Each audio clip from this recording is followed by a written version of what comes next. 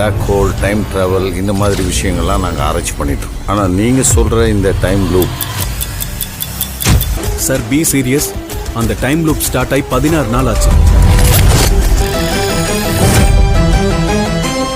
ये कहानी एक डॉक्टर की है जो एक ही दिन को बार बार जी रहा था। आखिर वो इस टाइम लूप में कैसे फंस गया, चलिए जानते हैं आज की कहानी में। तो कहानी की शुरुआत होती है स्पेस को दिखाते हुए, जहां एक बड़ा सा एस्ट्रॉयड धरती की तरफ बहुत तेजी से आ रहा था। आज 1 अक्टूबर का दिन है। शहर में सभी लोग उस एस्ट्रॉयड के बारे में ही बातचीत कर रहे थे। अगर वो धरती से टकरा गया तब क्या होगा। वैज्ञानिकों का मानना है कि वो एस्ट्रॉयड धरती तक आते आते जलकर नष्ट हो जाएगा, इसलिए किसी को भी परेशान होने की जरूरत नहीं। इसी शहर के एक पार्क में निशा नाम की एक लड़की को दिखाया जाता है, जो पार्क में जॉगिंग करने आई थी।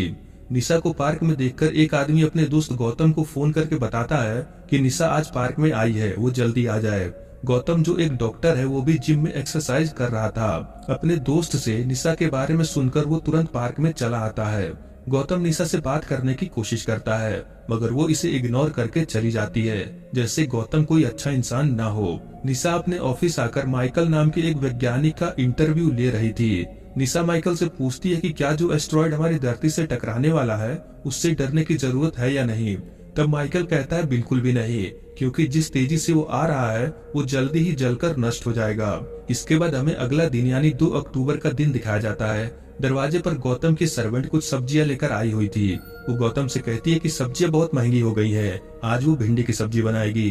काम करते समय उसके हाथ से एक प्लेट गिरकर टूट जाती है, मगर गौतम इसे कुछ नहीं कहता। तभी गौतम को इसकी माँ का फोन आता है, जो उससे कह रहे थे कि इसे शादी कर लेना चाहिए।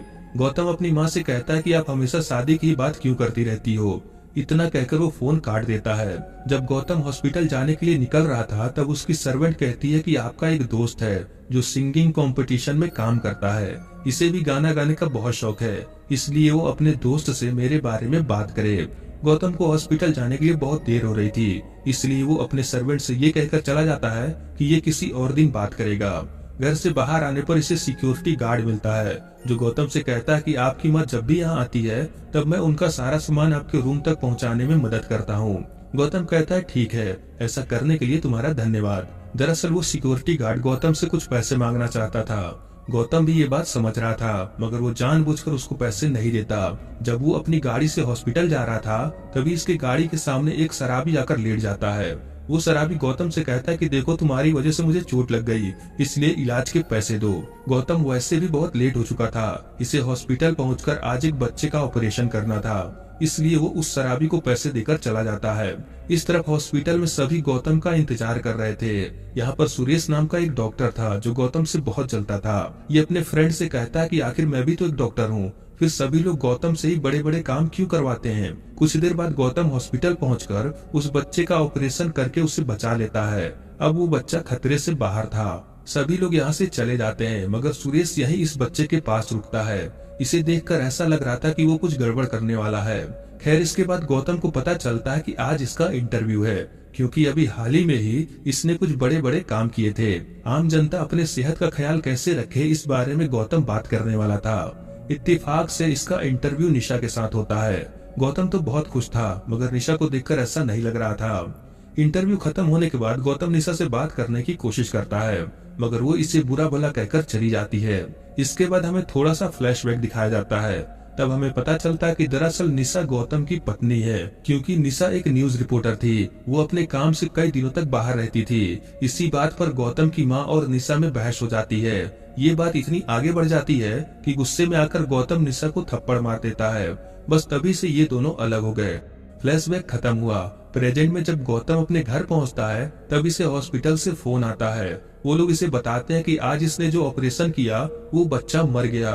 गौतम हैरान था कि ऐसा कैसे हो गया, क्योंकि वो बच्चा खतरे से बाहर था। थोड़ी देर बाद गौतम के 3 दोस्त इसके घर पर पार्टी शार्टी करने के लिए आते हैं। पार्टी करने के बाद जैसे तैसे गौतम सो जाता है। करीब आधी रात को हॉस्पिटल से इसको फोन आता है, जो इसे बताते हैं कि एक इमरजेंसी केस आया है, इन्हें जल्दी हॉस्पिटल आना होगा। गौतम तुरंत हॉस्पिटल के लिए निकल पड़ता है, मगर बीच रास्ते में इसकी गाड़ी खराब हो जाती है। जब वो अपनी गाड़ी को चेक कर रहा होता है, तभी यहाँ से वो एस्ट्रॉयड गुजरता है। गौतम उस एस्ट्रॉयड के बहुत करीब था, तभी यहाँ सब कुछ ब्लैंक हो जाता है। इसके बाद गौतम अपने बिस्तर पर जागता है। दरवाजे पर इसकी सर्वेंट आई हुई थी। वो इसको बोलती है कि सब्जियां बहुत महंगी हो गई है, ये आज भिंडी की सब्जी बनाने वाली है। गौतम इसको बोलता है कि कल भी तुमने भिंडी ही बनाया था, आज कुछ और बनाओ। काम करते समय ये फिर से एक प्लेट तोड़ देती है। ये देखकर गौतम इसको डांटने लगता है कि आज इसने फिर से एक प्लेट तोड़ दिया, मगर उसकी सर्वेंट इसको बोलती है कि इसने कल कोई प्लेट नहीं तोड़ी थी। तभी गौतम की माँ इसको फोन करके वही शादी की बात करने लगती है। गौतम अपनी माँ को बोलता है कि वो रोज रोज फोन करके वही बात क्यों कहती है, जिस पर उसकी माँ गौतम को बोलती है कि आज तो इसने एक हफ्ते बाद फोन किया। खैर गौतम इन सब चीजों पर ध्यान नहीं देता और हॉस्पिटल जाने के लिए निकल पड़ता है। रास्ते में इसे वही सिक्योरिटी गार्ड मिलता है जो इसे कल मिला था। वो भी वही बात बोल रहा था जो इसने कल कहा। हॉस्पिटल जाते समय रास्ते में इसे वही शराबी भी मिलता है और वो भी वही सब कर रहा था जो उसने कल किया। हॉस्पिटल आने पर इसे उसी बच्चे का ऑपरेशन करने को कहा जाता है। गौतम अपने स्टाफ से कहता है कि कल ही तो मैंने इसका ऑपरेशन किया था, मगर वो इसे याद दिलाते हैं कि नहीं सर, इसका ऑपरेशन आज होना था। गौतम उस बच्चे का ऑपरेशन करने के बाद ये सोच ही रहा होता है कि इसके साथ क्या हो रहा है। तभी इसे बताया जाता है कि अभी इसको इंटरव्यू देने जाना है। गौतम अपना इंटरव्यू देने के बाद अपने घर आता है, जहां इसके 3 दोस्त पार्टी शार्टी करने के लिए आए थे। बातचीत करने पर गौतम अपने फ्रेंड किटी को बताता है कि आज इसके साथ बहुत ही अजीब चीजें हुई। इसे ऐसा लग रहा था जैसे ये सब पहले भी इसके साथ हो चुका है। तब किटी इसको बोलता है कि भाई मेरे, इसी को तो डेजावू कहते हैं, इसमें परेशान होने की कोई बात नहीं, सभी के साथ कभी न कभी ऐसा होता ही है। अब जिन्हें डेजावू नहीं पता मैं उन्हें बता दूं कि इसमें हमें ऐसा लगता है कि ये चीज हम पहले भी कर चुके हैं, जैसे ये घटना पहले भी हमारे साथ हो चुका है, मगर याद नहीं कब। अगर आप लोगों के साथ कभी ऐसा हुआ है तो आप अपना अनुभव कमेंट में बता सकते हैं। खैर अब कहानी में आगे बढ़ते हैं। गौतम पार्टी करने के बाद सो जाता है।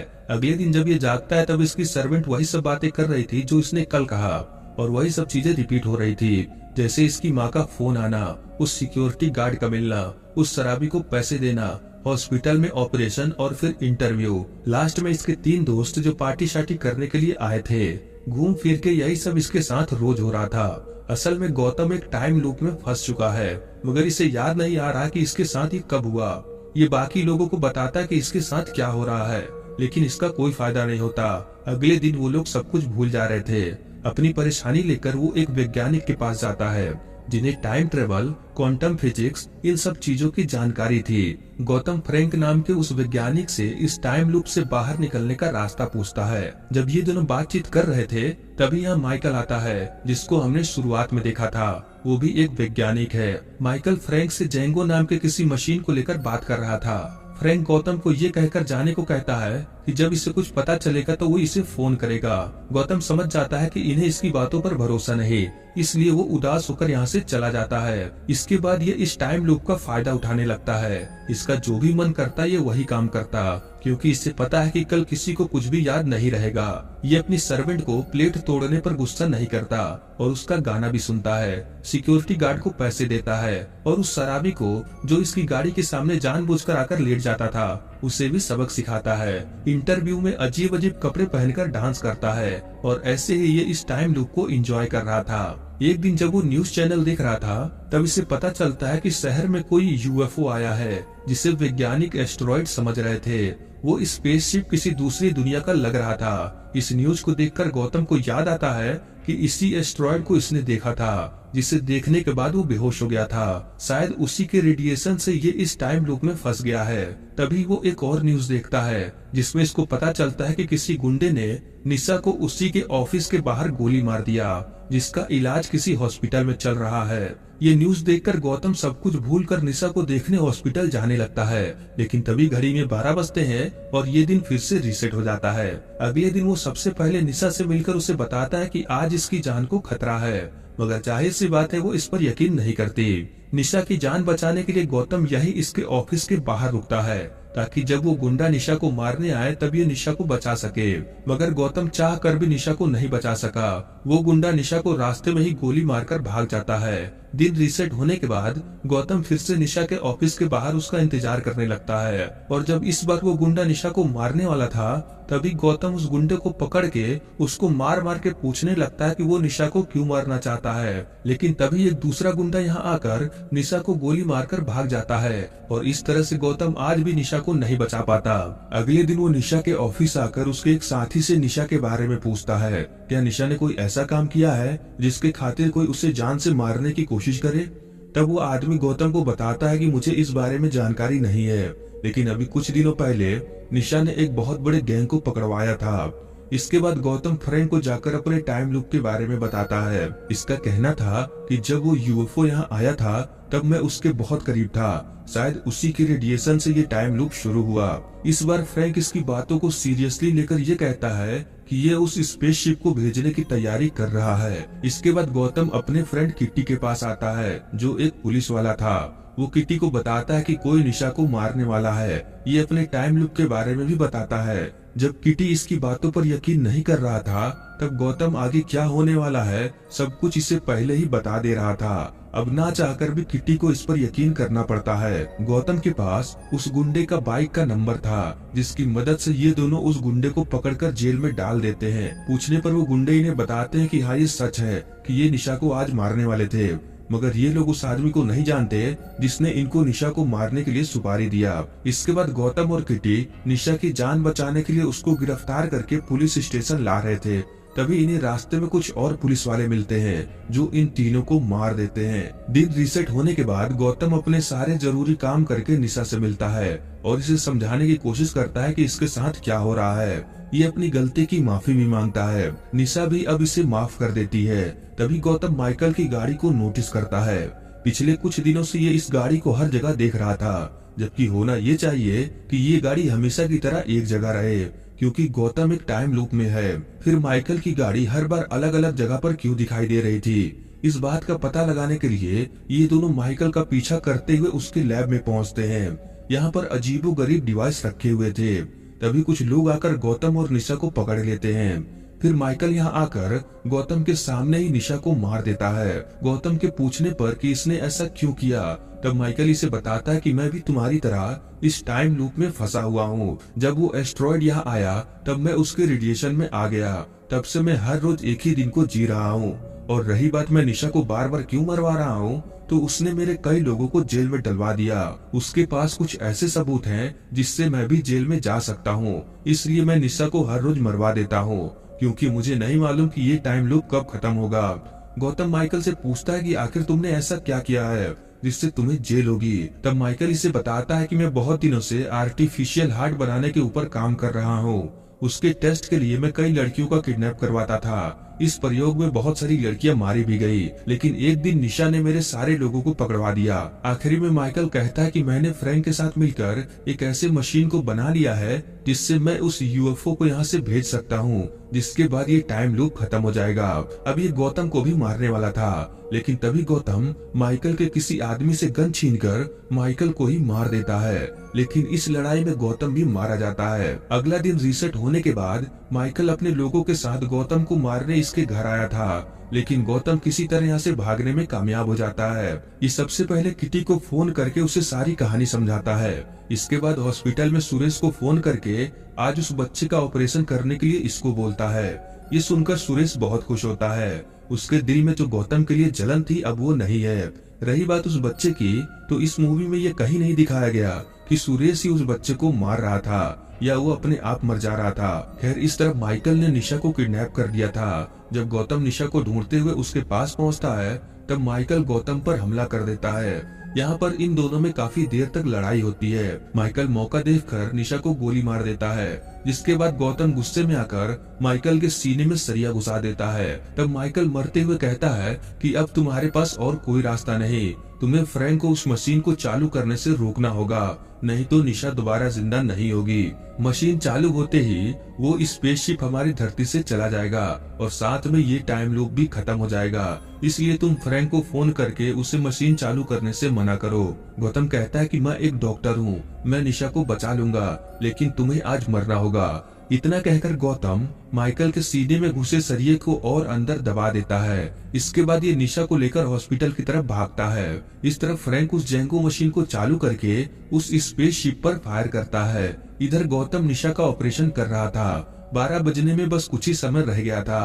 तभी यहाँ सब कुछ ब्लैकआउट हो जाता है। अगले दिन गौतम अपने बिस्तर पर उसी तरह से जागता है जैसे वो पहले जागा करता था। तभी दरवाजे पर उसकी सर्वेंट आती है। वो माइकल से कहती है कि आज मैं आलू दम बनाऊंगी। ये सुनकर गौतम को यकीन नहीं होता, क्योंकि वो रोज भिंडी की सब्जी बनाती थी। जब वो घर से बाहर आकर देखता है तब सब कुछ अलग हो चुका था। इसके बाद गौतम निशा को देखने हॉस्पिटल जाता है। निशा की जान बच गई थी। ये देखकर गौतम बहुत खुश था। न्यूज में दिखाया जा रहा था कि कैसे वैज्ञानिक फ्रैंक ने उस स्पेसशिप को धरती से भगा दिया।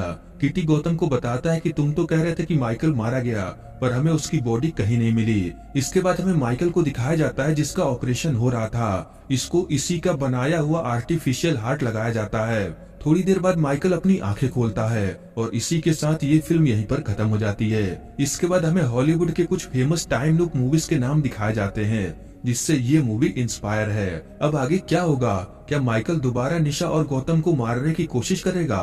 खैर ये सब तो हमें अगले पार्ट में दिखाया जाएगा। बाकी इस मूवी का नाम है जेंगो। ये रिलीज हुआ था 2021 में। ये मूवी अभी तक हिंदी में नहीं आई है। जैसे ही आएगी आपको कमेंट में बता दिया जाएगा।